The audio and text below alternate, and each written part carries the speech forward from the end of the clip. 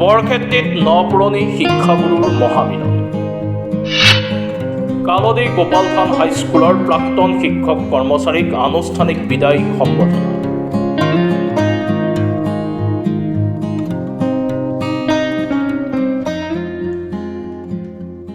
নলবাৰী জিলাৰ বৰক্ষেত্ৰী সমষ্টিৰ অন্তৰ্গত কালদীত 1958 চনতেই স্থাপিত কালদীৰ গোপাল থান হাইস্কুলত সুদীৰ্ঘ বছৰৰ পিছত প্ৰাক্তন শিক্ষকৰ সৈতে বৰ্তমানৰ শিক্ষক শিক্ষয়িত্ৰী তথা কৰ্মচাৰীবৃন্দৰ মহামিলন ঘটে।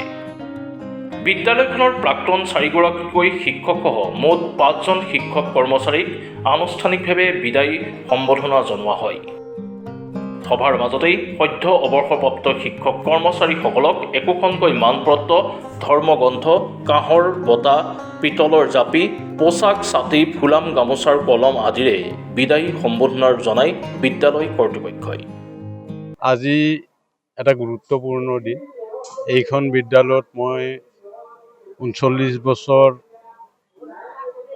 শিক্ষক হিচাপে থাকি অৱসৰ গ্ৰহণ কৰিছোঁ আৰু আজি বিদ্যালয়ৰ শিক্ষক কৰ্মচাৰীসকলে লগতে ছাত্ৰ ছাত্ৰীসকলে আমাক আমন্ত্ৰণ জনাই আনি যি ইয়াত সন্মান যাচিলে তাৰ কাৰণে আমি যথেষ্ট আনন্দিত। মোৰ নাম বসন্ত কুমাৰ তালুকদাৰ।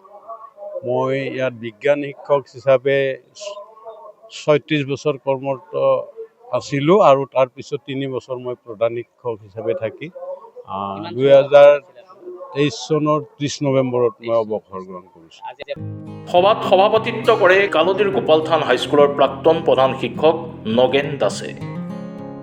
কালদীৰ গোপাল থান হাইস্কুলৰ প্ৰাক্তন ভাৰপ্ৰাপ্ত প্ৰধান শিক্ষক প্ৰশান্ত তালুকদাৰ, সহকাৰী শিক্ষক মাধৱ মেধি, অনিৰুদ্ধ বৰ্মন, শৌকিন চন্দ্ৰ তালুকদাৰৰ লগতে চতুৰ্থ বৰ্গৰ কৰ্মচাৰী তৰণী ৰাজবংশীক আজি আনুষ্ঠানিকভাৱে বিদায় সম্বোধনা জনোৱা হয়। অনুষ্ঠানটিত কালদীৰ গোপাল থান হাইস্কুলৰ জ্যেষ্ঠ শিক্ষক বীৰেন দাস প্ৰমুখ্যে কেইবাজনো জ্যেষ্ঠ শিক্ষাৱৰ্তী গণ্যমান্য ব্যক্তিসকল উপস্থিত থাকে।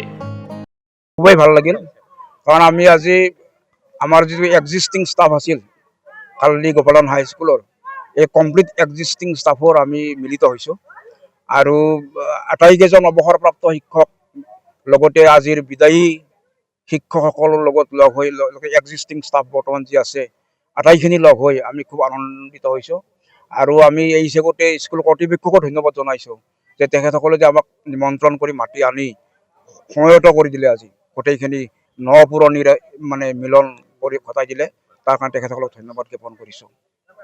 4জন শিক্ষকক সম্বৰ্ধনা জনোৱা হ'ল আৰু এগৰাকী চতুৰ্থ শ্ৰেণীৰ কৰ্মচাৰীক সম্বৰ্ধনা জনোৱা হৈছে, বিদায় সম্বৰ্ধনা 5গৰাকী টোটেল। শিক্ষক আছিল আমাৰ ভাৰপ্ৰাপ্ত প্ৰধান শিক্ষক বসন্ত কুমাৰ তালুকদাৰ, তাৰপিছত আছিল সহকাৰী শিক্ষক অনিৰুদ্ধ বৰ্মন, সহকাৰী শিক্ষক মাধৱ চন্দ্ৰ মেধি, সহকাৰী শিক্ষক শৌকিন চন্দ্ৰ তালুকদাৰ, এই 4জন শিক্ষক আৰু চতুৰ্থ শ্ৰেণীৰ কৰ্মচাৰী হ'ল তৰণী ৰাজবংশী। এই কেইজনক আজি এই সভাত বিদায়ী সম্বৰ্ধনা জনোৱা হয়। ছাত্ৰ ছাত্ৰী আজি আমি দেখিছোঁ যে ছাত্ৰ ছাত্ৰীসকলে অধ্যয়ন সংস্কৃতিৰ পৰা পিঠি দিয়া যেন অনুভৱ হৈছে। আজি আমি মিটিঙত থাকি যিটো অনুভৱ কৰিছোঁ, ছাত্ৰ ছাত্ৰীসকলক আমি বিভিন্ন কথা সুধিছোঁ কিন্তু পৰা নাই, বা আজি আমাৰ শিক্ষকসকলে যে বক্তব্য ৰাখিছে, ছাত্ৰ ছাত্ৰীয়ে কোন শিক্ষকে বক্তব্য ৰাখিছে সেই শিক্ষকজনৰ নামটো ক'ব পৰা নাই। অৰ্থাৎ ছাত্ৰ ছাত্ৰীসকল বক্তব্যৰ প্ৰতি হওক, অধ্যয়ন সংস্কৃতিৰ প্ৰতি হওক আজি বিৰূপ দেখা গৈছে, বিৰূপ মনোভাৱ। এইটো যদি শিক্ষক আৰু ছাত্ৰৰ যিটো সম্পৰ্ক, এই সম্পৰ্কৰ যদি অৱনতি ঘটিছে তেনেহ'লে এইটো ছাত্ৰ ছাত্ৰীৰ কাৰণে খুবেই বেয়া কথা হৈছে। এই অন্ধকাৰ এখন সমাজ মানে আহ্বান কৰিব। গতিকে ছাত্ৰ ছাত্ৰী আৰু শিক্ষকৰ মাজত এটা মধুৰ সম্পৰ্ক থকাটো উচিত আৰু শিক্ষকসকল যিহেতু আমাৰ মানে পথপ্ৰদৰ্শক, শিক্ষকসকল যিহেতু মানুহ তৈয়াৰ কৰা একোজন খনিকৰ, গতিকে সেই শিক্ষকৰ লগত ছাত্ৰ ছাত্ৰীৰ সম্পৰ্কটো মধুৰ হোৱাটো উচিত। শিক্ষাৰ বিষয়ৰ বিভিন্ন পৰামৰ্শ আৰু আলোচনাৰ অন্তৰত সদৌতিকে অ মোৰ আপোনাৰ দেশ পৰিৱেশনেৰে সভাখন অন্ত পৰে।